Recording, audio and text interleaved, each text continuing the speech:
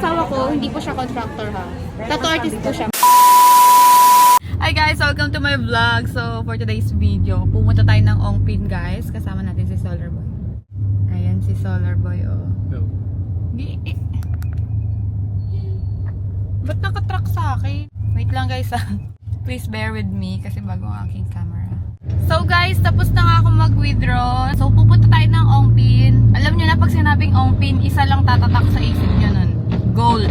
So, bibili tayo ng necklace or bracelet. Isa lang dito mga tatak sa isip ko eh. Ano? Gastos yun. Ha? Gastos. Gastos? Pero good investment yung gold ah. Masaya nga ako kasi yung ate ko, naiisip niya na bumili ng gold kasi dati may, hindi siya bumibili, binibigyan siya. Pero ngayon, galing mismo sa pera niya, pinaghirapan niya. So yan, mag-i-invest na siya sa gold. So ngayon, nandito na kami sa, saan ba to? Ay, alma mater ko, FEU! Nandito na kami guys sa Espanya. And baka ibili mo din ako ng wedding anniversary gift ha. Guys, itong camera ang gamit ko ngayon. Nagpalit na ako ng camera. Naka DJI Osmo Pocket 3 na ako guys. Gift sa akin to ni Solar Boy. Baka ibili mo ulit ako ng wedding anniversary gift. Ayun na. Ha? Ayun na yun ah. Kasi nasa Ongpin na, mamaya, pag nasa Ongpin na tayo, baka maisip mo lang. Pwede ba ako tumanggi? Ha? Pwede ba ako tumanggi? Pwede naman, pero ako pa din masusunod. Bibili pa din ako.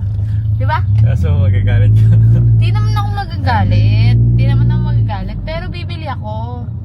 Bala. Ha? Bala. Sana Wala ganun. din kasi kumain dun ngayon eh. Ay, oo nga pala guys. May kinakainan kasi kami doon na na vegetarian. Sa Ongpin lang din. So, dadalhin din namin kayo doon later. Lagi na namin kayong dinadala doon dati. Madalas din namin kayo na isasama doon. So ngayon, babalik tayo doon. Tingnan natin kung ano nangyari doon. Kasi matagal na kami hindi nakapunta ng Ongpin, di ba, babe? No? Hindi ata yung mga bago dun. Actually, yung Ongpin, isa sa happy place ko yon. Kasi ang daming ginto, guys. Mahilig kasi ako sa gold. Ayan, mga investment. Ito, matagal na itong mga bracelet ko na to. So, yeah, let's go. Guys, nandito na kami ngayon sa Ongpin. Nandito ako ngayon sa King's Gold. Hindi ko na makalimutan yung pangalan. King's Gold, guys. Ayan, kung naghahanap kayo ng mga legit. Ayan sila ate. Mga ate ko yarn. So guys, mamimili na muna ako. May hinahanap akong design ate. Ito. Meron kayong ganito. Or similar. Guys, ito yung hinahanap ko. So guys, ito na. Ang dami. Sis, ito na sis. Ayan, si Ate Esme ang nag-a-assist sa akin dito sa King's Gold, guys. Ayan na, binigyan ko na kayo ng tip kung saan kayo pupunta pag nag-Ongpin kayo, ha. Madami pa rin kasi nagtatanong sa akin, kung nagbibenta daw ako. Hindi na. Soon. Magkano yung total ko, ate? 196,845. Sis, ito na sis. Akala mo sa akin, no? Thank you sa tito namin contractor. Charot. Ate, bilangan mo. Ano to? 200 to. Ah, daming pera. Pero dadaan lang siya sa akin. Hindi sa akin to. Gusto ko bumili ng ring tsaka ng bracelet. Sige. Ay, di dyan. Sa Hintotoro. Dahil mo naman bibili, hindi naman kontraktor yung asawa mo. Aray! 5 to? 5 yan. Cute siya, diba guys? Candy? Ay, cute din ito, oh, babe. Suot mo nga, babe. Ay, ganda. Patingin nga ulit ako ng bracelet na... Ayan, okay na yan. So, meron kasi akong ganito dati.